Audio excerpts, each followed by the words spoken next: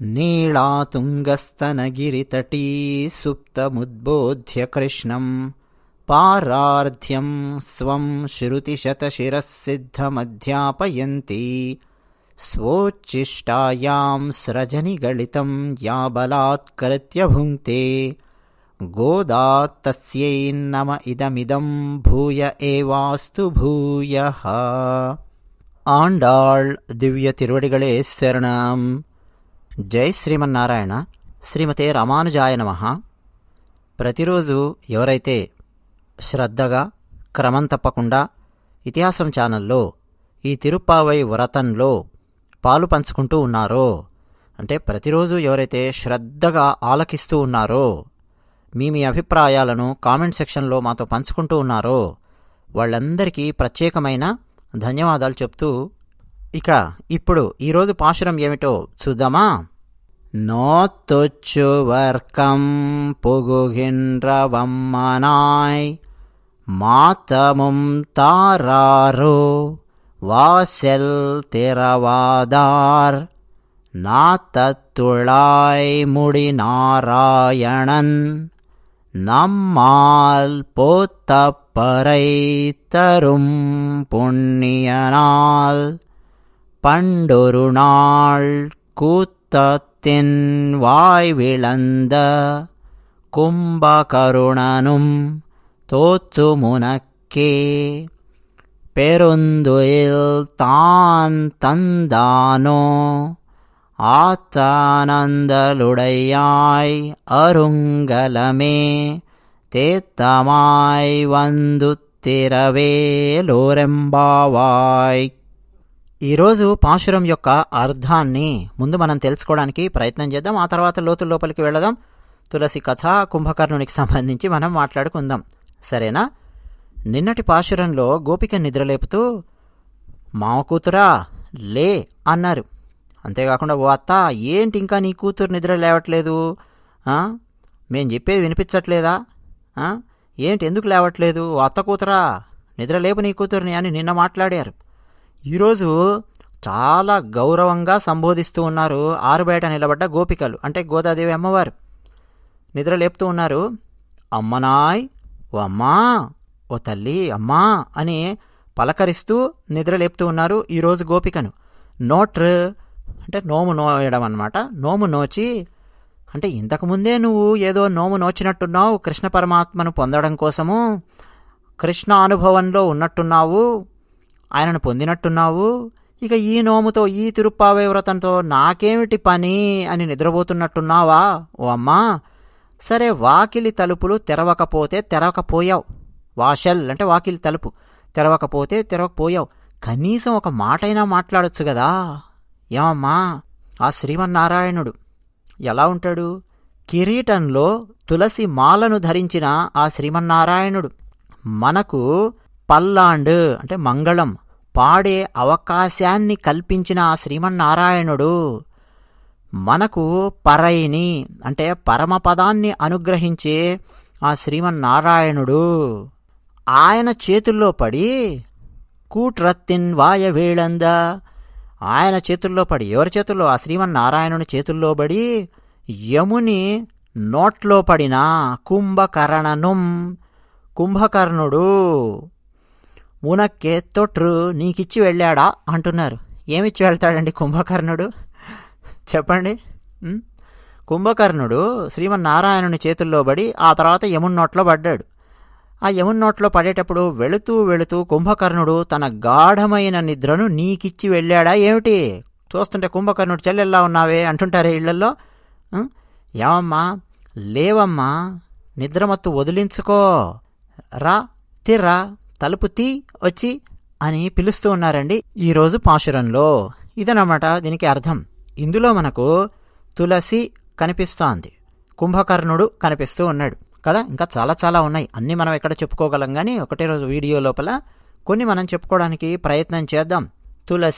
తులసీ దళముల చేత అలంకరింపబడిన కిరీటం గలవాడు శ్రీమన్నారాయణుడు అంటున్నారు. మామూలుగా ఏదో బంగారు కిరీటం పెట్టడం ఒకటే కాదండి, అలంకార ప్రియుడు కదా నారాయణుడు అని.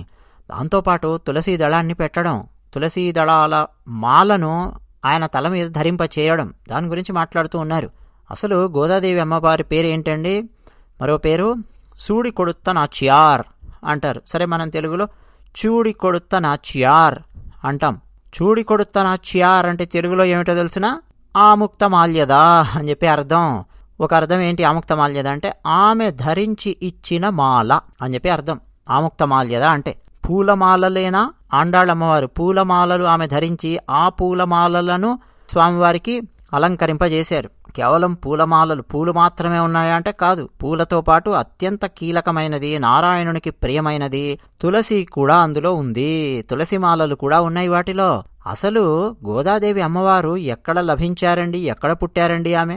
చెప్పండి. అరటి తోటలో లభించారా? సంపెంగ పూలవనంలో లభించారా? మామిడి తోటలో లభించారా? ఎక్కడ లభించారు? చెప్పుకున్నాం కదా మనం మొట్టమొదటి రోజు కథలోనే. తులసి వనంలో ఆమె లభించారు. తులసి కాననోద్భవాం. తమిళంలో అండి తుళాయ్ అంటారు తులసి. అత్తుళాయ్ అని ఒక కీలకమైన వ్యక్తి ఉన్నారు. రామానుజాచార్యుల వారి గురువుగారి కుమార్తె. ఆమె రామానుజుల వారిని అన్నా అన్నా అని చెప్పి పిలుస్తూ ఉండేవారు. అత్తుళాయ్ నడిచిన తులసి గురించి, కలియుగంలో నడిచిన తులసి గురించి మనం మాట్లాడుకుందాం. అత్తుళాయ్ రామానుజుల వారికి 5 మంది గురువులు. అందులో ఒక గురువు గారి పేరు పెరియనంబి. పెరియనంబి గారి కుమార్తె ఈ అత్తుళాయ్. ఆమెను గోదాదేవి అమ్మవారిలాగా రామానుజుల వారు భావిస్తూ ఉండేవారు. ఎందుకని అంటే గోదాదేవి అమ్మవారు తులసి వనంలో పుట్టారు. తులసి అన్న పేరు వినిపిస్తే చాలు రామానుజుల వారికి గోదాదేవి అమ్మవారే గుర్తొచ్చేవారు. గోదాదేవి అమ్మవారు గుర్తొచ్చారు, భూదేవి అని అంటే ఇక నారాయణుడు గుర్తు రాకుండా ఉంటాడు. ఆలోచించండి. మన ఇళ్లలో ఎవరైనా సరే ఇక చావు బ్రతుకుల్లో ఉన్నారు, ఇక చివరి క్షణాల్లో ఉన్నారు అని అనుకున్నప్పుడు తులసి తీర్థం నోట్లో పోయండి అని చెప్పి అంటూ ఉంటారు. దేనికి తులసి తీర్థం అండి చెప్పండి? తులసి అండి ఆయుర్వేదంలో చాలా ప్రముఖమైనది. తులసి తీర్థం పోస్తే లేచి కూర్చుంటాడేమో, ఇవన్నీ సరే, ఇవి కావు. ఏమిటి అని అంటే తులసి తీర్థం నోట్లో పడింది, నాలుకకు తాకింది అనగానే గుర్తు రావాల్సింది ఎవరు? నారాయణుడు. నారాయణ మంత్రం గుర్తు తెప్పించడానికి చేసే ప్రయత్నాలన్నమాట అవన్నీ కూడా. మరణ సమయంలో నారాయణ మంత్రం ఎవరైతే స్మరిస్తారో, నారాయణుణ్ణి ఎవరైతే గుర్తు చేసుకుంటారో, ఇక వారికి తిరిగి మరో జన్మ అంటూ ఉండదు, సాక్షాత్తు పరమపదానికి పట్టుకెళ్ళిపోతాను అని భాగవతంలో అజామిళుని గాథలో సాక్షాత్తు శ్రీమన్నారాయణుడే సెలవివ్వడం మనం ప్రత్యక్షంగా చూడొచ్చు. యమకింకరులకు భయము నారాయణ మంత్రము అనంటే, నారాయణ మంత్రం వినిపించింది అనంటే ఇక యమకింకరులు వచ్చి వాళ్ళని లాక్కుపోరు పాశాలు వేసి. భాగవతంలోనే మనకు అద్భుతమైన కథ ఉంది అజామిళునిది కదా. మరి ఎలా గుర్తొస్తుంది? చనిపోయేటప్పుడు ఏ కోమాలో ఉంటారో తెలియదు, ఏమవుతుందో తెలియదు, ఏంటో తెలియదు. అందుకనే అండి నిరంతరం నారాయణ నామస్మరణ చేస్తూ చేస్తూ చేస్తూ చేస్తూ ఉంటే మరణించే సమయంలో కూడా నేను నీకు గుర్తొస్తాను, నన్ను నువ్వు గుర్తు చేసుకునేలా నేనే చేస్తాను అని భగవద్గీతలో శ్రీకృష్ణ పరమాత్మ చెప్పాడు. అలా నారాయణ మంత్రం గుర్తు తేవడం కోసం అని చెప్పి తులసి తీర్థం నోట్లో పోయడం. ఎందుకంటే తులసికి నారాయణునికి అంత అవినాభావ సంబంధం ఉంది. మనం మన దక్షిణ భారతదేశంలో అన్ని దేవాలయాలలో, వైష్ణవ దేవాలయాలలో, శ్రీ వెంకటేశ్వర స్వామి వారి దేవాలయంలో చూడండి తులసి మాలలు ఎలా ఉపయోగిస్తారండి. తిరుమలలో ఎన్నో దేవాలయాలున్నాయి కదా. తులసి వనాలు పెంచి తులసి మాలలు గుచ్చి నారాయణునికి సమర్పిస్తున్నారు అనంటే దాని వెనక రామానుజాచార్యుల వారి మార్గము, రామానుజాచార్యుల వారి బోధనలు చాలా చాలా ఉన్నాయండి. అసలు తిరుమలలో పుష్పవనాన్ని పెంచే ఆలోచన చేసిందే రామానుజుల వారు. వారి శిష్యుణ్ణి పంపించారు రామానుజుల వారు. మనం చాలా సందర్భాల్లో ఆ కథ మనం మననం చేసుకున్నాం, చెప్పుకున్నాం. అవునా కదా? రామానుజాచార్యుల వారి పిన్ని కుమారుడండి. ఆయన పేరు దాశరథి. ఈ దాశరథి గారు రామానుజాచార్యుల వారి శిష్యుల్లో అత్యంత కీలకమైన వారు. రామానుజాచార్యుల వారు 17 సార్లు తిరుక్కోష్టియూరుకు వెళ్లారు. చరమశ్లోకం యొక్క అర్థాలు, మంత్రార్థాలు, రహస్యార్థాలు గురువుగారి దగ్గర తెలుసుకోవడం కోసము 17 సార్లు ఆ ఊరికి వెళ్లి శ్రీరంగానికి వచ్చేవారు. 17 సార్లు కూడా గురువుగారు రామానుజుల వారికి మంత్రోపదేశం చేయకుండా వెనక్కి పంపిస్తూ ఉండేవారు అని చెప్పి మనం మాట్లాడుకున్నాం అంతకుముందు కదా. ఆ 17 సార్లు కూడా రామానుజాచార్యుల వారి వెంట నడిచిన వాళ్ళు 2 ఉన్నారు. ఒకరు కూరత్తాళ్వార్, 2 దాశరథి. వీళ్ళిద్దరూ కూడా అండి కీలకమైన శిష్యులు రామానుజుల వారికి. వారు ఎక్కడికి వెళ్ళినా సరే వీళ్ళు వస్తూనే ఉంటారు ఇద్దరు. అయితే ఒకానొక సందర్భంలో గురువుగారు అడిగారు రామానుజుల వారిని, ఎవరు? తిరుక్కోష్టి నంబి, ఏమయ్యా రామానుజ, నీకు రహస్యార్థాలు అని చెప్తాను అని నిన్నొక్కడనే రమ్మని చెప్పాను శ్రీరంగం నుంచి, నువ్వేమిటి తోడు ఈ కూరత్తాళ్వాన్ దాశరథి ఇద్దరిని తీసుకొనొచ్చావు అని ఆ గురువుగారు అడిగితే రామానుజుల వారు ఏం సమాధానం ఇచ్చారంటే, అయ్యా నేను యతిని, సన్యాసిని యతిని, నేను దండం పవిత్రం లేకుండా ఎక్కడికైనా సరే బయటికి వెళ్ళవచ్చునా అని అడిగారు రామానుజులు. అలా ఎలా వెళ్తావయ్యా, నువ్వు గృహస్థువు కావు కదా, దండం పవిత్రం ఖచ్చితంగా ఉండాలి నీ చేతుల్లో, తీసుకొనే నువ్వు బయటికి వెళ్ళాలి అని సమాధానం ఇచ్చారు గురువుగారు. అయ్యా నా దండము ఈ దాశరథి, నా పవిత్రము కూరత్తాళ్వార్, వీరు లేకుండా నేను రాను, ఖచ్చితంగా వీరు కూడా వస్తారు అని రామానుజుల వారు సమాధానం ఇచ్చారు తిరుక్కోష్టి నంబిగారికి. ఏది 17 సార్లు రామానుజుల వారు వెళ్ళి వచ్చారే, అందులో భాగంగా రామానుజుల వారికి గురువుగారికి మధ్య జరిగిన ఒక చిన్న సంభాషణ అన్నమాట. అంటే అంత కీలకమైన వారు. దండం పవిత్రం అంటే ఏంటో తెలుసునా అండి? చినజీర స్వామి వారిని ఒకసారి చూడండి, వారి చేతుల్లో దండం ఉంటుంది, త్రిదండి అంటారు, తెలుసు కదా. వారి చేతుల్లో 3 కర్రలు అలా కలిపి కట్టి ఉంటాయి, చూశారా? విశిష్టాద్వైతాన్ని సూచిస్తూ ఉంటుంది. సరే, ఆ లోతుల లోపలికి ఇప్పుడు వెళ్లాల్సిన అవసరం లేదు, కానీ దాన్ని దండము అని చెప్పి పిలుస్తారు. ఆ చివరన ఒక జెండాలాగా కట్టి ఉంటుంది, చూసారా? తెల్లని వస్త్రము, గమనించండి ఎప్పుడన్నా. దాన్ని పవిత్రము అని చెప్పి పిలుస్తారు. సరే, జల పవిత్రము అంటారు, పవిత్రము అని పిలుస్తారు. రామానుజుల వారు ఏం చెప్పేవారు? నా దండం దాశరథి, నా పవిత్రం కూరత్తాళ్వాన్, నేను వీరు లేకుండా బయటికి ఎలా వస్తాను అని చెప్పి అనేవారు అన్నమాట. అంటే అంత కీలకమైన వారు దాశరథి అని చెప్పి చెప్తూ ఉన్నాను ఇక్కడ.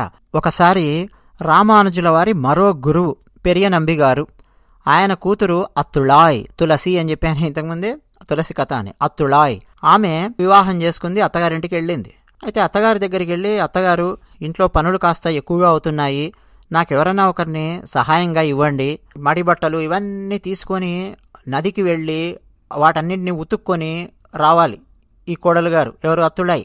రామానుజుల వారి ఒక గురువు గారు పెరియ నంబిగారు, రామానుజుల వారికి పంచ సంస్కారం చేసిన గురువు ఆయన కుమార్తె అత్తుళాయ్, తులసి. ఆమె రామానుజుల వారిని అన్న అన్న అని చెప్పి పిలుస్తూ ఉండేవారు. ఆమెను గోదాదేవిలాగా చూస్తూ ఉండేవారు రామానుజుల వారు. ఎందుకని? తులసి అన్న పేరుంది కాబట్టి. తులసి అనగానే తులసి వనంలో లభించిన గోదాదేవి అమ్మవారు గుర్తొస్తారు, గోదాదేవి అమ్మవారు గుర్తురాగానే నారాయణుడు గుర్తొస్తాడు రామానుజుల వారికి. అలా ఆయన చూస్తూ ఉండేవారు. సరే, ఆ అమ్మాయికి పెళ్లి చేసి అత్తగారింటికి పంపించారు. అత్తుళాయికి వెళ్ళింది, ఆమె పనులు చేస్తూ ఉంది. అత్తగారి ఇళ్ళు అప్పట్లో అండి, వడ్లు దంచడము, రుబ్బడము, పైగా బ్రాహ్మణుల ఇల్లు, మడి వస్త్రాలు అవన్నీ తీసుకొని నదికి తీసుకెళ్ళి ఆ బట్టలు ఉతకడము, తీసుకురావడము, తోమడము, అందులో భాగంగా మళ్ళీ కొన్ని సహాయం చేయడం, ఎన్ని పనులు అంటే అన్ని పనులు ఉండేవండి. ఒకరోజు అత్తగారి దగ్గరికి వెళ్ళి ఈ కోడలు గారు అత్తుళాయ్, అత్తగారు కాస్త పని ఎక్కువగా ఉంది, పైగా నదికి వెళ్ళి వస్త్ర ప్రక్షాళన చేసి తీసుకొని వస్తూ ఉన్నాను, స్నానం చేసి అక్కడి నుంచి ఒంటరిగా రావాల్సి వస్తుంది, నాకు ఎవరన్నా సరే తోడుగా ఒక మనిషిని ఏమన్నా పెడతారా మీరు? పైగా పనులు కూడా ఎక్కువగా అవుతూ ఉన్నాయి, వచ్చేవాళ్ళు పోయేవాళ్ళు సంఖ్య కూడా పెరుగుతోంది, బంధువులు కూడా వస్తూ ఉన్నారు, అందరికీ మనం అతిథి మర్యాదలు చెయ్యాలి, కాస్త ఎవరినైనా సరే ఒకరిని నాకు నియమించండి, అంటే ఎవరన్నా సరే పని చేసేవాళ్ళని ఒకరిని పెట్టండి అని చెప్పి అడిగింది ఆమె. వెంటనే అత్తగారు సమాధానం, ఏమిటి పని చేసేవాళ్ళని నీకు ఒకరిని పెట్టాలా అంటే, ఒక అసిస్టెంట్ అనమాట, పెట్టాలా, నీ పుట్టింటికి వెళ్ళు, స్త్రీధనం కింద ఎవరినైనా సరే సహాయకులను తెచ్చుకో నీ పుట్టింటి నుంచి అని అత్తగారు చెప్పారు సమాధానం. అంటే మళ్ళీ ఇప్పుడు మేము మనిషిని పెట్టి మళ్ళీ ఆయనకు జీతం ఇచ్చి ఇవన్నీ ఎక్కడ చేయాలి మేము? మళ్ళీ మనిషిని పెట్టాలంటే ఎవరండి? ఇంట్లో వంట చేయాలి, లోపలంటే మడిగట్టుకొని వంట చేసేవాళ్ళు కావాలి, మళ్ళీ వీళ్ళ సాంప్రదాయంలో మడిగట్టుకొని వంట చేసేవాళ్ళు ఇవన్నీ కావాలి, తెలిసిన వాళ్ళు, పద్ధతులు తెలిసిన వాళ్ళు కావాలి. ఎక్కడ తీసుకొస్తాం? మళ్ళీ తీసుకొచ్చినా మళ్ళీ మేము డబ్బులు పెట్టాలి, అవన్నీ ఎందుకు? నువ్వే వెళ్ళు, మీ అమ్మ మీ నాన్న ఉన్నారు కదా, వెళ్ళి అడుగు, ఎవరన్నా సహాయకులు దొరికితే వాళ్ళు ఇస్తారు, తెచ్చుకోపో అని అత్తగారు సమాధానం చెప్పారు. ఇక ఏం చేస్తుందండి అత్తుళాయ్, ఆమె తన తండ్రి గారి దగ్గరికి వచ్చింది, పెరియ నంబి గారి దగ్గరికి వచ్చి, నాన్నగారు అత్తగారికి నాకు ఇలా చర్చ జరిగింది, మా అత్తగారింట్లో నీ పుట్టింటి నుంచి ఎవరినైనా సరే సహాయకులను తెచ్చుకో అని చెప్పి మా అత్తగారు చెప్పారు, కాబట్టి మీరు ఎవరినైనా సరే ఏర్పాటు చేయగలరా? పనులు విపరీతంగా ఉన్నాయి నాకు అక్కడ అని అడిగింది కుమార్తె. మరి కుమార్తెకు పాపం సమస్య వస్తే తల్లిదండ్రులకే కదండి చెప్పుకునేది, తండ్రికి చెప్పింది. తండ్రి పెరియ నంబి ఆయన రామానుజుల వారికి గురువు అయితే అయ్యుండొచ్చు, కానీ రామానుజుల వారి మార్గంలో ఇప్పుడు ఈ గురువు గారు నడుస్తూ ఉన్నారు, పూర్తిగా రామానుజుల వారి మీదే ఆధారపడి ఉన్నారు. నిర్ణయం తీసుకోవాలంటే కూడా పెరియ నంబి గారు రామానుజుల వారు ఏం చెబితే అది చేస్తారు. రామానుజుల వారు ఏం చెబితే అది చెయ్యాలి, ఆ మార్గంలో ఉండాలి అని పెరియనంబి గారికి ఆయన గురువుగారైన యామునాచార్యుల వారు ఆదేశాన్ని జారీ చేసి మరీ పరమపదానికి వెళ్ళారు. అందుకని తన గురువు యామునాచార్యుల వారు ఏం చెప్పారో తూచా తప్పకుండా పాటిస్తున్నారు పెరియనంబి గారు. రామానుజుల వారికి కొన్ని బోధించమన్నారు, అవన్నీ బోధించారు. అంతవరకే నేను గురువును. ఆ తర్వాత పూర్తి బాధ్యత రామానుజుల వారి భుజస్కంధాల మీద ఉన్నది, ధర్మాన్ని ముందుకు తీసుకెళ్లేది. ఇక నేను రామానుజుల వారు ఆయన వెళ్లే మార్గంలోనే నేను నడుస్తాను అన్నట్టుగా ఉన్నారు పెరియనంబి గారు. కూతుర్ని తీసుకొని పెరియనంబి గారు రామానుజుల వారి దగ్గరికి వచ్చారు. ఇది పరిస్థితి అని సమస్య రామానుజుల వారి ముందు పెట్టారు. రామానుజుల వారు ఒక్కసారి అటు చుట్టూ చూశారు. చూస్తే కాస్త దూరంలో ఏదో పనిలో ఉన్న దాశరథి కనిపించాడు. దాశరథి ఇలా రా అని పిలిచారు రామానుజుల వారు. వచ్చారు దాశరథి గారు. దాశరథి, ఇదిగో సోదరి అత్తుళ్ళాయి, అత్తగారింట్లో ఈమెకు పనులు ఎక్కువయ్యాయి, సహాయకులను ఎవరినైనా సరే తెచ్చుకో అని ఈమె అత్తగారు చెప్పారు. ఈమెకు సహాయకునిగా నువ్వు వెళ్ళి అత్తగారింట్లో మాట రాకుండా పనులన్నీ చెయ్యి అని రామానుజుల వారు చెప్పారు. మామూలుగా చెప్పారు. శిష్యా, నేను ఆదేశించి తిని ఈ భాష ఉండదండి రామానుజుల వారిది. ఆశ్చర్యపోతారు మీరు. రామానుజుల వారు దయాస్వరూపులు, ప్రేమస్వరూపులు. ఏం చెబితే ఇతరులకు బాధ కలగదో అంత బాధ కలగకుండా మాట్లాడుతుంటారు రామానుజుల వారు. ఇదయ్యా పరిస్థితి అని చెప్పారు. వెంటనే దాశరథి, గురువుగారు, ఎవరిని? రామానుజుల వారిని, గురువుగారు మీరేం చెప్తే అది నేను శిరసా వహిస్తాను, నేను వెళతాను అని దాశరథి. ఆయన ఏముంటాయండి ఆయన దగ్గర?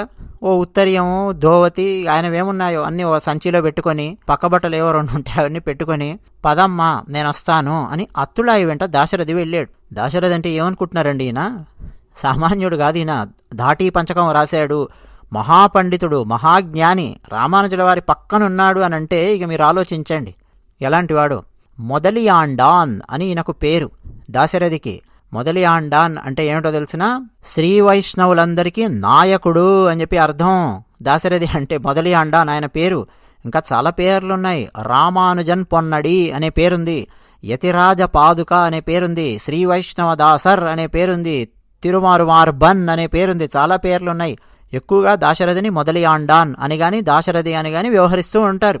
సరే, ఈ దాశరథి వెళ్ళాడు. దాశరథిని ఎందుకు పంపించారు రామానుజుల వారు అని అంటే, దాశరథిలో జ్ఞానము ఉంది, పాండిత్యం ఉంది, గురువుగారి పట్ల శ్రద్ధ ఉంది, భక్తి ఉంది, అన్నీ ఉన్నప్పటికీ ఎక్కడో లోపల కొంచెం ఎక్కడో కాస్త ఒక ఆవగింజంత రవ్వంత అహంభావమో ఏమిటో కొంచెం ఉన్నది.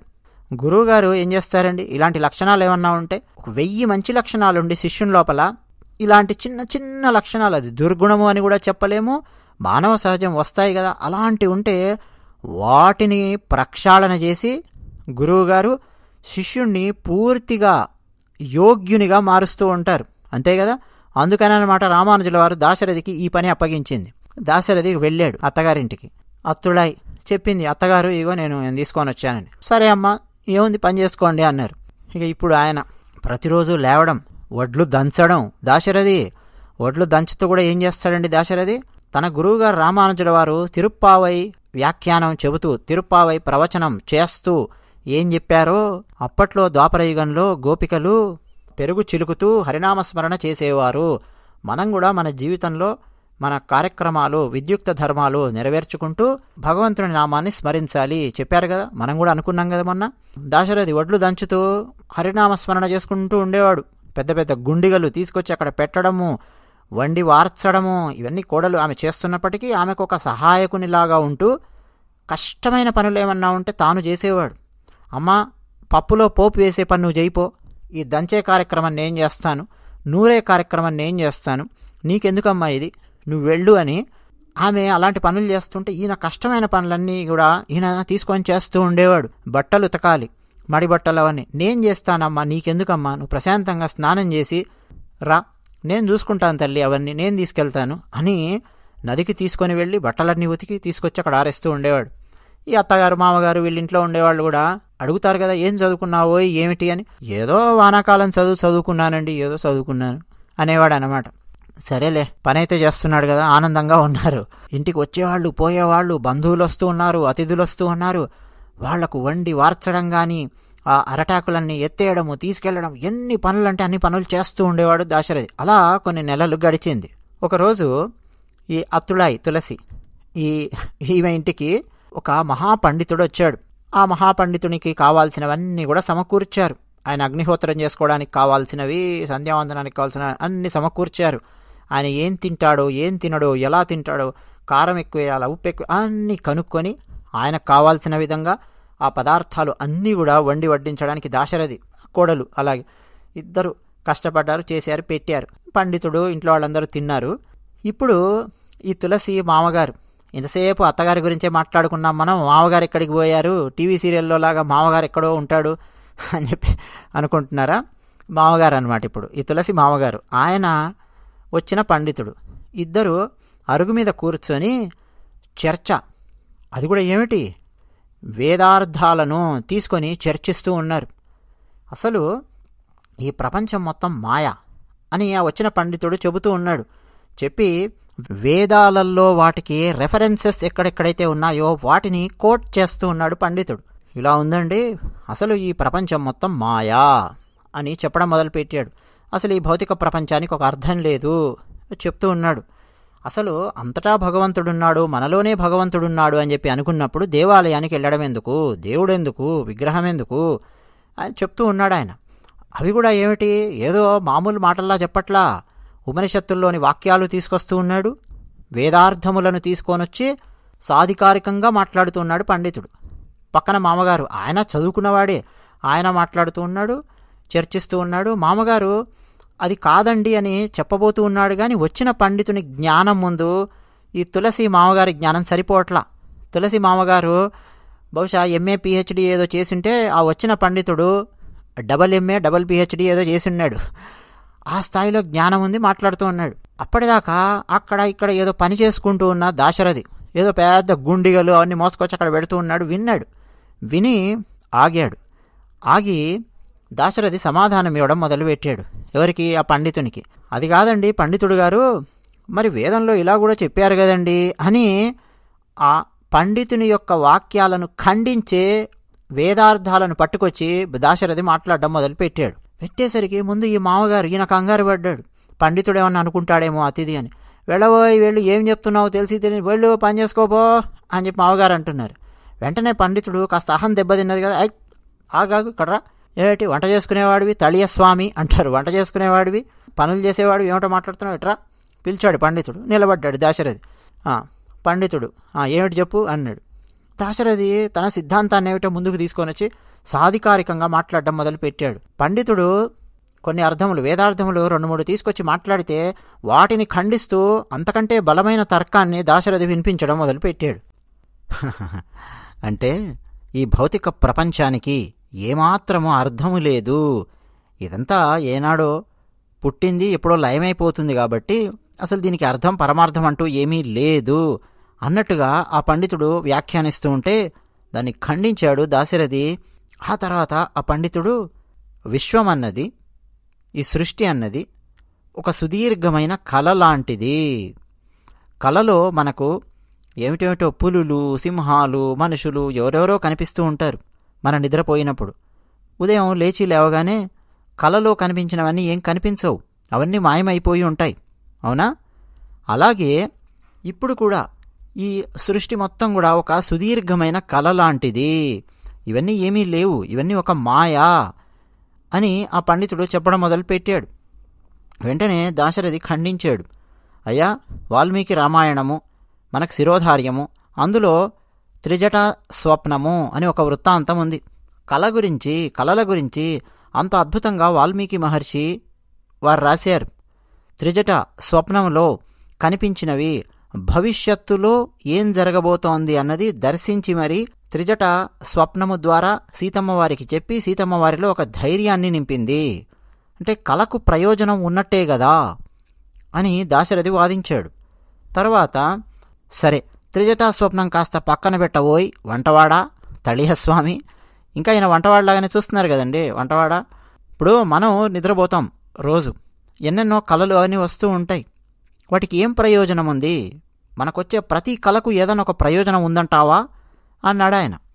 అయ్యా, మనకొచ్చే ప్రతి కళకు ఎలాంటి ప్రయోజనం ఉంది? అది భవిష్యత్తులో జరగబోయేది దేన్నైనా సూచిస్తుందా, సూచించదా? లేదు, గతంలో జరిగినటువంటి అనుభవాలను వాటన్నింటినీ మన మెదడులో ఏదో ఒక భాగం నిక్షిప్తం చేసుకొని వాటన్నింటినీ ఏమన్నా సూచిస్తుందా, గతాన్నా, భవిష్యత్తునా, వర్తమానాన్నా, అవన్నీ చెప్పగలిగేంతటి జ్ఞానం నాకు లేదు. కానీ కళకు ప్రయోజనం ఉంది అని మాత్రం నేను చెప్పగలను అన్నాడు. కళకి ఏం ప్రయోజనం ఉందయ్యా అన్నాడు ఆ పండితుడు. అయ్యా, కళలో ఒక పాము కనిపించింది అనుకోండి, బుస కొడుతూ ఉన్నట్టుగా, మీదికి వస్తున్నట్టుగా, కాటేస్తూ వెంటబడుతున్నట్టుగా. ఏం జరుగుతుంది? ఒక్కొక్కసారి అకస్మాత్తుగా మేలుకుంటాం, అయ్యో దుస్వప్నం వచ్చిందే అని చెప్పి అనుకుంటాం కదా. కళకు ప్రయోజనం ఉంది, అక్కడ పాము రాలేదు. కానీ కళ భయపెట్టింది. భయమే ఆ కళకు ప్రయోజనము. మన భావోద్వేగాలన్నింటినీ ఒక్కసారిగా అలా భయం లోపలికి తీసుకొని వెళ్ళి, ఎందుకు పాము కనిపించింది, ఎందుకబ్బా ఈ భయం వచ్చింది అని చెప్పి కాసేపు ఆలోచించేలా చేయగలిగిందా లేదా? భయపెట్టడమే ఆ కళకు ప్రయోజనము అని చెప్పి దాశరథి మాట్లాడాడు. ఒక్కొక్కసారి మనకు తిరుమల శ్రీ వెంకటేశ్వర స్వామి వారు మన కళలో కనిపించవచ్చు కదా, అవునా కదా? కొంతమంది కనిపిస్తారు. ఎందుకని? అవన్నీ చెప్పగలిగేంత సామర్థ్యం నాకు లేదు. వారు భవిష్యత్తులో నిన్ను రమ్మని సూచిస్తున్నారా, లేదు అంతకుముందు గతంలో నువ్వు తిరుమల దర్శించి ఉండడం వల్ల అలా కనిపిస్తున్నారా, ఏమిటి? ఏదన్నా మీకు మంచి జరగబోతోందని చెప్పి మీకు చెప్పడం కోసం కళలో శ్రీ వెంకటేశ్వర స్వామి వారు కనిపించారా? దాని జోలికి నేను వెళ్ళడం లేదు. కానీ ఆ కళ మనం లేచి లేవగానే ఒక భక్తిపూర్వకమైన వాతావరణాన్ని మన భావోద్వేగాలలో సృష్టించిందా లేదా? ఆహా, స్వామివారు కనిపించారు కళలో అని మనం ఒక్కసారి ఒక తాదాత్మ్యతకు లోనయ్యామా లేదా? కళకు ప్రయోజనం ఉందండి, ఆ కళ యొక్క ప్రయోజనం అదే అని దాశరథి వాదించాడు. దాశరథి వాదన ఏమిటంటే, భౌతిక ప్రపంచం కదా, ఇది మాయా అని దీన్ని మనము చిన్నచూపు చూడకూడదు, తృణీకరించకూడదు. ఏది మాయ కాదు. అసలు మనకొచ్చే కళ అది కూడా ఒక ప్రయోజనాన్ని ఇస్తోంది కదా. మన భావోద్వేగాలని అణిచివేస్తోంది, లేదా మన భావోద్వేగాలలో భయాన్నో, కోపాన్నో, బాధనో, భక్తినో ఏదో సృష్టిస్తోంది, ఒక అలజడి, అవునా కదా? మరి అలాంటి కళకు కూడా ప్రయోజనం ఉన్నట్టే. అందువల్ల ఈ సృష్టి మొత్తం ఒక కళ లాంటిది. మనం లేవగానే కళ ఎలాగైతే చెదిరిపోతుందో అలాగే ఈ సృష్టి కూడా ఏదో ఒకనాడు చెదిరిపోతుంది. కాబట్టి దీని గురించి మనం పెద్దగా ఆలోచించిన అవసరం లేదు అనడం తప్పు అని దాశరథి వాదించాడు. ఖచ్చితంగా ఈ భౌతిక ప్రపంచం గురించి మనం ఆలోచించాల్సిందే. మన చుట్టుపక్కల ఉన్న సమస్యల గురించి మనం ఆలోచించాల్సిందే. కష్టాలు, కన్నీళ్ల గురించి మనం ఆలోచించాల్సిందే. సాటి మానవుడు పడే కష్టాల గురించి మనం ఆలోచించాల్సిందే. ఎప్పుడైతే మనము ఈ ప్రపంచంతో నాకు సంబంధం లేదు అన్న స్థితికి మనం వచ్చేస్తామో, ఈ ప్రపంచాన్ని మనం పట్టించుకునే స్థితికి వస్తాం. ఈ ప్రపంచం ఎటుపోతే నాకెందుకు అన్నటువంటి స్థితికి వచ్చేస్తాం. అలాంటి వైరాగ్యం కాదండి మనకు కావాల్సింది. ఈ భౌతిక ప్రపంచంలో నేను ఒక భాగము. ఈ భౌతిక ప్రపంచంలో ఉండే సమస్యలు నావి, చుట్టుపక్కల సమాజంలో ఉన్నటువంటి సమస్యలు నావి. నేను వాటి కోసం కష్టపడతాను, పాటుపడతాను. అవసరమైతే నేను కష్టపడి 10 మందికి నేను సహాయం చేస్తాను, వాళ్ళ సమస్యలను దూరం చేస్తాను అని మనం ఆలోచించాలండి. ఈ భౌతిక ప్రపంచం మనకు ఒక అనుభవాన్ని ఇస్తోంది. ఈ దేహము ఒకప్పుడు మట్టిలో కలిసిపోవచ్చు, దహనమైపోవచ్చు, కానీ ఈ మనకు ఒక ప్రయోజనాన్ని ఇస్తోంది దేహం. ఏమిటి ఆ ప్రయోజనము? ఆత్మజ్ఞానాన్ని మనం పొందాలి అనంటే ఈ దేహము ద్వారానేనండి. మనం గురువులను ఆశ్రయించి ఈ దేహము ద్వారానే మనము వేదములను పఠించి అర్థం చేసుకొని గురువులు చెప్పింది విని ఈ దేహం ద్వారా మనం కర్మలు చేసి ప్రయోజనాన్ని మనం పొందుతూ ఉన్నాము. అందువల్ల ఈ భౌతిక ప్రపంచాన్ని, మన దేహంతో సహా దేన్ని కూడా మనం చిన్నచూపు చూడాల్సిన అవసరం లేదండి. పరమాత్మ కోసం ఈ దేహం, పరమాత్మ కోసం ఈ ఇంద్రియాలు, చుట్టుపక్కల ఉన్న సమాజం కోసం మనం కష్టపడడానికి మన జ్ఞానం అని దాశరథి సాధికారికంగా వాదించడం మొదలుపెట్టాడు. అది కూడా ఏమిటి?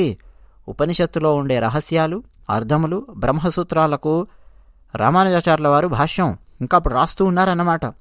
భాష్యంలో ఉన్నటువంటివి అన్నీ తీసుకొని మాట్లాడాడు. దాశరథి మాట్లాడినవన్నీ కూడా రామానుజాచార్యుల వారి భాష్యమే, రామానుజాచార్యుల వారి ఆలోచన విధానమే.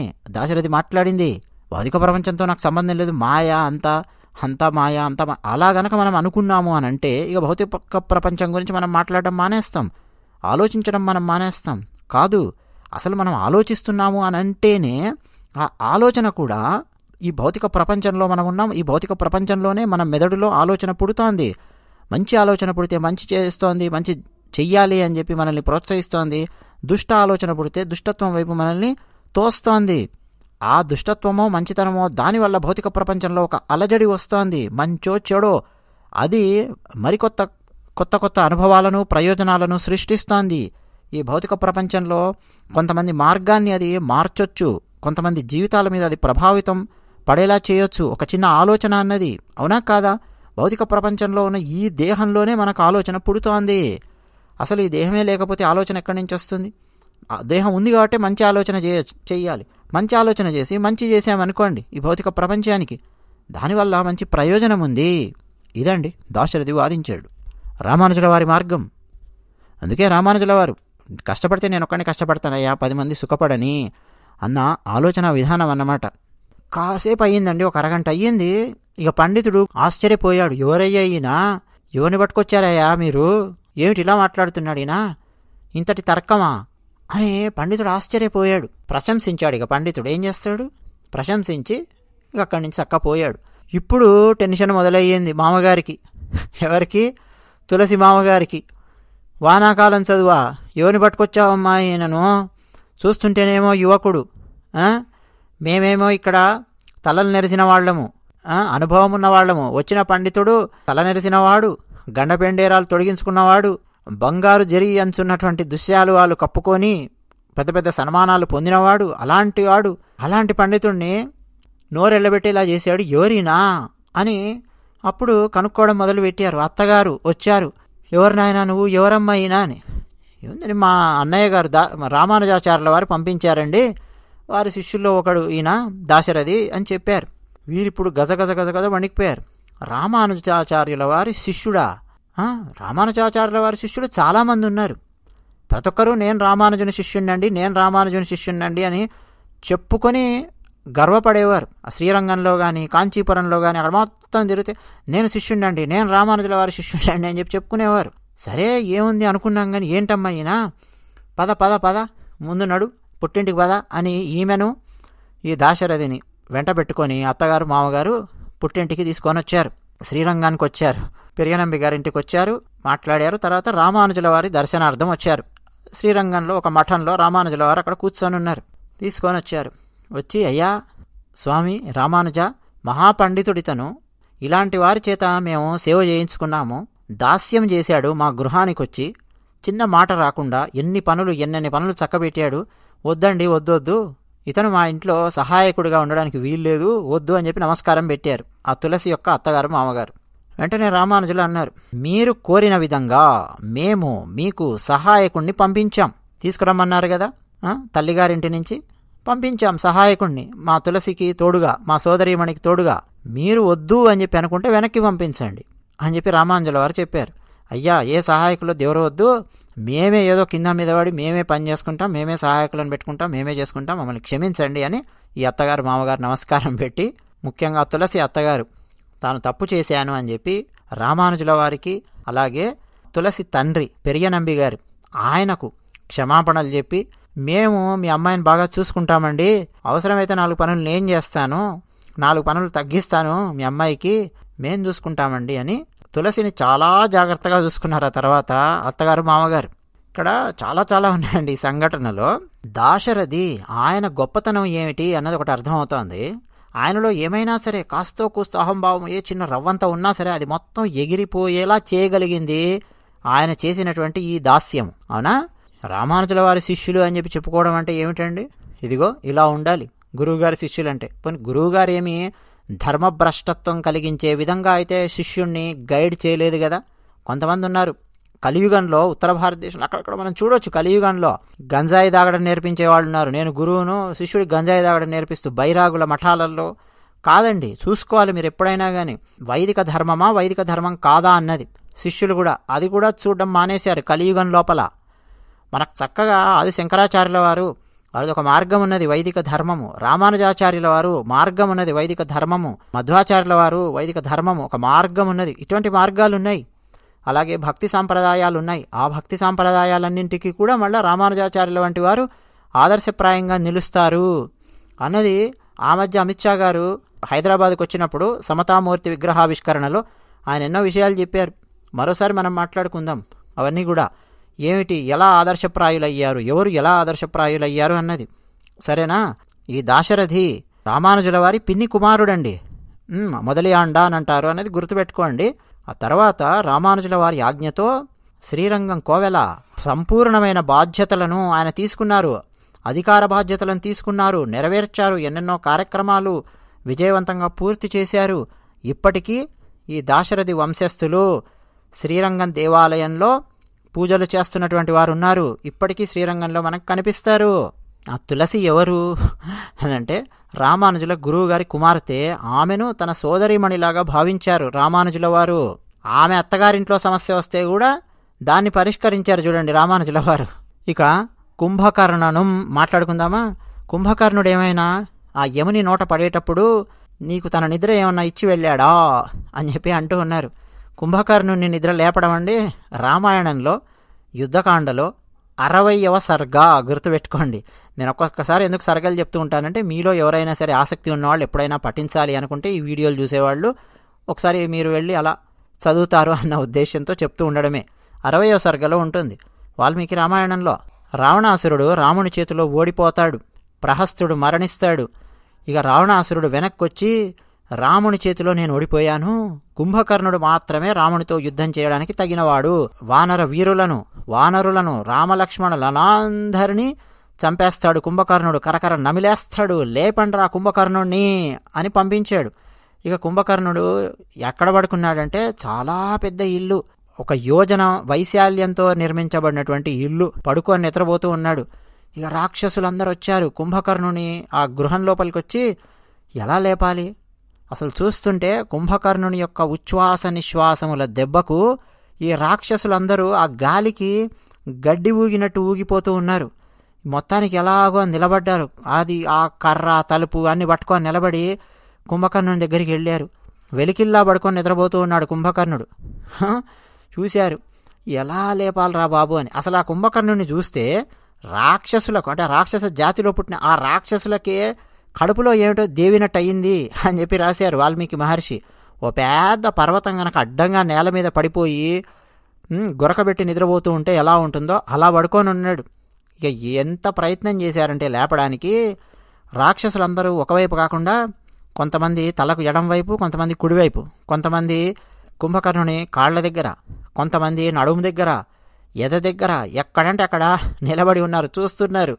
కుంభకర్ణుని శరీరం మీద ఉన్న వెంట్రుకలు కత్తుల్లాగా ఉన్నాయి అని చెప్పి అన్నారు వాల్మీకి రామాయణంలో. కుంభకర్ణుడు ఊపిరి తీస్తూ ఉంటే అండి పాము బుస కొడుతున్నట్టుగా ఉంది. ఊపిరి విడుస్తూ ఉంటే చాలు ఒక పెనుగాలి వచ్చినట్టు అటు ఇటు ఊగిపోతున్నారు రాక్షసులు. కుంభకర్ణుని శరీరం నుంచి ఒక వాసన వస్తోంది. ఆ వాసన వెగటు పుట్టిస్తోంది అని చెప్పి అన్నారు రామాయణంలో. మరి అన్ని నెలల పాటు అలా పడుకొని ఉంటే ఎలా ఉంటుందండి పరిస్థితి?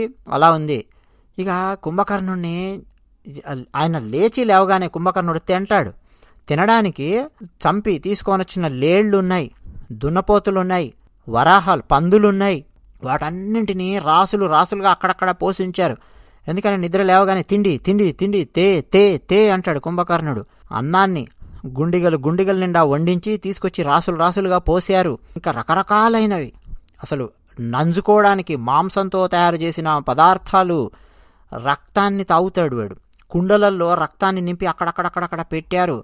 ఇక కుంభకర్ణుని శరీరానికి చందనం పూశారు అన్నారు వాల్మీకి మహర్షి. బహుశా లేచాక వాడి కంపే వాడికి వెగటు పుట్టిస్తుందేమో, అందుకని చందనం పూశారు.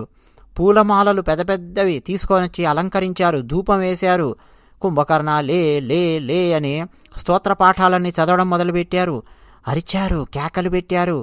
కుంభకర్ణుని చెవుల దగ్గరికి వచ్చి డప్పు కొట్టారు, శంఖాలూదారు. ఇక కాళ్ళు చేతులు జరుపుదామని చెప్పి ప్రయత్నం చేశారు, ధ్వనులు చేశారు. ఏం చేసినా కానీ లేవడండి. ఎంత ప్రయత్నం చేసినా కానీ ఇక ఇలా కాదు, ఆయుధాలు తీసుకురండ్రా అన్నారు. ఆయుధాలుంటాయి, ముళ్ళ గదలు, ముసలములు అంటే రోకళ్ళు, పెద్ద పెద్ద గదలు తీసుకొనొచ్చి కుంభకర్ణుని మీదికెక్కి కుంభకర్ణుని గుండెల మీద కొట్టడం మొదలుపెట్టారు. కొంతమంది చేతుల మీద, కాళ్ల మీద, ఎక్కడ పడితే అక్కడ కొడుతూ ఉంటే వీళ్ళు తెచ్చిన గదలు, రోకళ్ళు అన్నీ విరిగిపోతూ ఉన్నాయి. అమ్మా కొట్టలేమరా బాబు అని చెప్పి కొట్టి చేతులు విరిగిపోయే పరిస్థితి. నిద్ర లేవడు. ఇదండి కుంభకర్ణుని యొక్క నిద్ర. గుర్రాలను తీసుకొచ్చారు, ఏనుగులను తీసుకొచ్చారు, ఒంటలను తీసుకొచ్చి కుంభకర్ణుని శరీరం మీదకి ఎక్కించి నడిపించారు అటు ఇటు. పెద్ద పెద్ద భేరీ మృదంగ ధ్వనులు వినిపించడం మొదలుపెట్టారు. లేవనే లేవడు, కొడుతూనే ఉన్నారు గదలతో, లేవనే లేవడు. ఏనుగులెక్కి తొక్కుతున్నా లేవడు, ఎంత శబ్దమైనా లేవడు. ఈ దెబ్బకు చుట్టుపక్కల లంకా నగరంలో నిద్రపోవాలని చెప్పి ప్రయత్నం చేస్తూ ఉంటారే, వాళ్లకు అసలు నిద్ర పట్టక పిచ్చెక్కిపోయినట్టయిపోయి బీపీలు, యాంగ్జైటీలు, హైపర్ టెన్షన్లు వస్తున్నాయి పక్కనున్న వాళ్లకు. ఆ స్థాయిలో శబ్దాలు చేస్తున్నారండి వీళ్ళు. కానీ లేవనే లేవరు. కర్రలు తీసుకొని కొట్టారు, లేవనే లేవాడు వీడు. ఇక 10,000 మంది రాక్షసులు వచ్చి కుంభకర్ణుని మీద పడి కొరకడం మొదలుపెట్టారు. రక్కారు, కొట్టారు, గుద్దారు, చితక్కొట్టారు. కుండలలో నీళ్లు తీసుకొచ్చి చెవుల్లో పోసారు. చెవుల్లో పోస్తే లేస్తాడేమని, వాడు లేవనే లేవాడు. ఎన్ని ప్రయత్నాలండి. ఇంకా రామాయణంలో అండి శతఘ్నులు తీసుకొచ్చారు. ఫిరంగులు లాంటివి ఉంటాయే, అలాంటివి తీసుకొని వచ్చి పేల్చడం మొదలుపెట్టారు. ఇక ఏం చేసినా లేవనే లేవాడండి. ఇంత చేసి చేసి చేశాక కొంచెం అలా కదిలాడు. ఎవరో తనను లేపుతున్నట్టున్నారే అని మొత్తానికి ఏదో వీళ్ళ అదృష్టం కొద్దీ కుంభకర్ణునికి మెలకు వచ్చింది. ఇక లేవడమే, ఆవులిస్తూ లేచి కూర్చొని ఇంకేముందండి, తినడమే. రక్తం, మద్యం అవన్నీ తాగి తిని తృప్తిగా త్రేంచి ఇక అప్పుడు అడిగాడు, ఏమిట్రా నిద్రలేపారు? ఇప్పుడే కదా నేను పడుకుంది, 4-5 నెలల క్రితమే, ఏమిటి సంగతి అన్నాడు కుంభకర్ణుడు. కుంభకర్ణుడి నిద్ర ఎలా ఉంటుంది అని చెప్పడానికి వాల్మీకి రామాయణంలో ఉన్న వర్ణన నేను మీకు చెప్పాను. అసలు లేవడం కూడా, రావణాసురుడు క్షేమంగా ఉన్నాడా లేదా? ఎందుకురా నన్ను లేపారు? లంకకేమన్నా ఉపద్రవం వచ్చిందా? ఎవరైనా శత్రువు దండయాత్ర చేశాడా? అంతే అయ్యుంటుంది. లేకపోతే నన్ను ఎందుకు మీరు నిద్ర లేపుతారు? పదండి, ఇంద్రుడొచ్చాడా అణిచిపారేస్తాను, అగ్ని వచ్చాడా కాల్చిపారేస్తాను, పదండి అని చెప్పి నిద్ర లేచాడు. ఇక ఆ తర్వాత వాళ్ళు వివరించారు. మొత్తానికి కుంభకర్ణుడు వచ్చాడు. కుంభకర్ణుడిని రాముడు ఎంత భయంకరంగా చంపాడో వాల్మీకి రామాయణంలో అత్యద్భుతమండి వర్ణన. ఏ ఆయుధాలు ఉపయోగించాడో రామచంద్రుడు ప్రత్యేకమైన వీడియోలో మనం ఇంతకుముందే మాట్లాడుకున్నాం. అలాంటి కుంభకర్ణుడు అంటే తమోగుణానికి ప్రతీకలాగా మనకు కనిపిస్తూ ఉన్నాడు. నిద్ర నిద్ర, తిండి నిద్ర, తిండి నిద్ర, తమోగుణం కదా. మరి తన ఆ నిద్రను నీకిచ్చి వెళ్ళాడా అని పోల్చడం ఏమిటి అన్నది ఇక్కడ ప్రశ్న. రకరకాల వ్యాఖ్యానాలున్నాయి. ఒకటి ఏంటంటే కొంచెం వెటకారంగా మాట్లాడడం, ఆక్షేపిస్తూ మాట్లాడడం. ఇళ్లలో కూడా ఆక్షేపిస్తూ మాట్లాడుతూ ఉంటారు. కుంభకర్ణుడు చెల్లెల్లాగా ఇలా పడుకుంది, కుంభకర్ణుడు తమ్ముళ్లాగా ఇలా పడుకున్నాడంటారా లే అంటూ ఉంటారు. నిజానికండి కుంభకర్ణుడిని మనం గుర్తు తెచ్చుకుంటున్నాము అనంటే కుంభకర్ణుడితో పోల్చడం అని కాదు. కుంభకర్ణుడిలాగా తమోగుణంలో గనక పడి ఉన్నావా, రామ బాణం వచ్చి పడుతుంది చూసుకో. తమోగుణం నుంచి సత్వగుణానికి నీ అంతట నువ్వే వస్తావా, వచ్చి రాముల వారి దారిలో నడుస్తావా, లేకపోతే తమోగుణంలో ఉంటే మరి 4 దెబ్బలు పడి ఆ తర్వాత సెట్ రైట్ అవుతావా, ఆలోచించుకో అన్న అర్థం కూడా అక్కడుంది. కానీ ఇక్కడ అమ్మవారు లేపుతున్నది జ్ఞానిని. అలాంటి అర్థం కాదండి. జ్ఞానిని నిద్ర లేపుతూ ఉన్నప్పుడు రాక్షసాంతకుడు అని చెప్పి చెప్పడం. ఏమమ్మా, రాక్షసాంతకుడైన ఆ శ్రీమన్నారాయణుడు, తమోగుణాన్ని ధ్వంసం చేసే ఆ శ్రీమన్నారాయణుడు మనకు పరమపదాన్ని అనుగ్రహిస్తాడు కదా. నువ్వు ఇలా పడుకున్నావేమిటి? నువ్వు లేచి వస్తేనే కదా మిగతా వాళ్ళందరినీ నిద్ర లేపేది, రా అంటున్నారు. కాకపోతే ఆ పడుకోవడము ఎలా పడుకుందామే? అందుకే చాలా జాగ్రత్తగా పాశురం మొదలైనప్పుడు నోట్రు అన్నారు. నోము నోచి పడుకొని ఉన్నావా అన్నారు. అంటే ఇంతకుముందే కృష్ణుని సాక్షాత్కరించుకొని కృష్ణానుభవంలో ఆ లీలలను తలుచుకుంటూ తేలియాడుతూ అలా పడుకొని ఉన్నావా అమ్మా అని చెప్పి పిలుస్తూ ఉన్నారన్నమాట. కుంభకర్ణ అంటే ఇక్కడ కరణము అంటే ఉత్పత్తి స్థానము అని చెప్పి అర్థం. కుంభము అంటే కుండ. ఎవరు ఇక్కడ? కుంభకరణ అంటే అగస్త్య మహర్షి అన్న అర్థాన్ని మనకు పెద్దలు చెప్పారు. నిద్రమత్తుతో తూలుతున్నటువంటి అలా పడిపోతున్నటువంటి కుంభకర్ణుడు కాదు, అగస్త్య మహర్షి అన్న అర్థాన్ని తీసుకొని వచ్చారు. అగస్త్య మహర్షి చేసినటువంటివి ఎన్నెన్నో ఉన్నాయండి. అగస్త్య మహర్షి మనకు రామాయణంలో కూడా కనిపిస్తారు. రాముల వారికి, లక్ష్మణస్వామి వారికి ఎన్ని ఆయుధాలను అగస్త్య మహర్షి ఇస్తారో అదంతా కూడా ఒక అద్భుతమైన వృత్తాంతం. అగస్త్య మహర్షి రామచంద్రుల వారికి యుద్ధకాండలో ఆదిత్య హృదయాన్ని ఉపదేశిస్తారు, తెలుసును గదా. అగస్త్య మహర్షి వింధ్యాపర్వతం యొక్క అహంకారాన్ని అణిచివేశారు.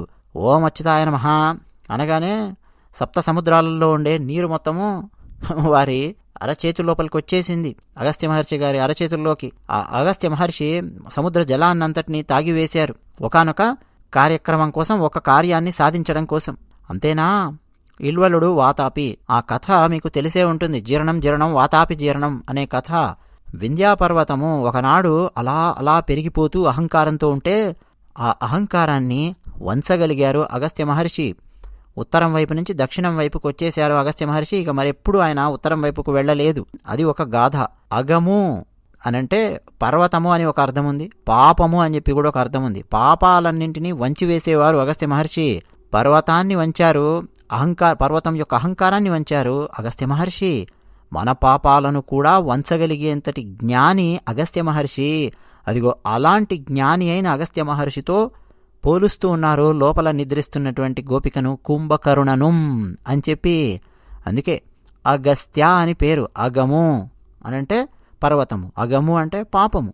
అగస్త్య ఆ పర్వతాన్ని వంచారు, పాపాన్ని వంచారు, అందుకే అగస్త్య అన్న పేరు. అలాగే సముద్రంలో ఉన్న జలాన్ని మొత్తం వారు తాగేయగలిగారు. జ్ఞానసాగరులు అగస్త్య మహర్షి, మామూలు వారు కారండి. అలాగే వాతాపి ఇల్వలుడు ఆ కథ మీలో కొంతమందికి తెలిసిండొచ్చు, మరోసారి మనం చెప్పుకుందాం. ఇప్పటికే మనం ఈ వీడియోలో చాలా చాలా గాథలు మనం చెప్పుకుంటూ వచ్చాం కాబట్టి. ఒక రాక్షసుడు, వాతాపి అనే రాక్షసుని సంహరించారు, ఇల్వలుడు అనే ఒక రాక్షసుని సంహరించారు. అంటే లోకోపకారం కోసం ఆయన వెళ్ళి రాక్షస సంహారం కూడా చేశారు.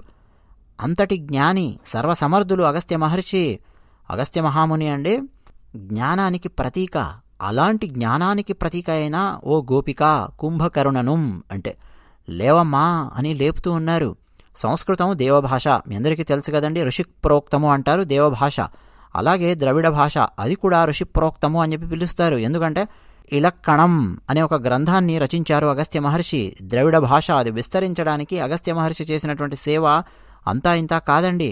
వారి వల్ల ద్రవిడ భాష మనం ఇప్పుడు తిరుప్పావై పాశురంలో చెప్పుకుంటూ ఉన్నామే, అసలు దానికి మూల కారణం ఎవరు అనంటే అగస్త్య మహర్షి. అదంతా ఒక గాథ ఉన్నది.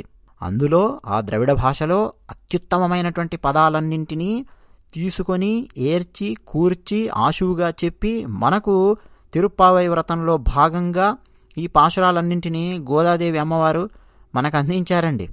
అదిగో అలాంటి జ్ఞాని లేచి రావమ్మా అని చెప్పి పిలుస్తూ ఉన్నారు. ఇక్కడ కుంభకర్ణనం అంటే మత్తుగా పడిపోయి ఉన్నటువంటి కుంభకర్ణుడు కాదు. పైపైన చూస్తే అలాంటి అర్థాలు వస్తున్నాయి, కానీ లోతుగా వెళితే అగస్త్య మహర్షి అని చెప్పి మనం ఇక్కడ అర్థం చేసుకోవడానికి పెద్దలు అందించిన జ్ఞానంతో ప్రయత్నం చేశాము.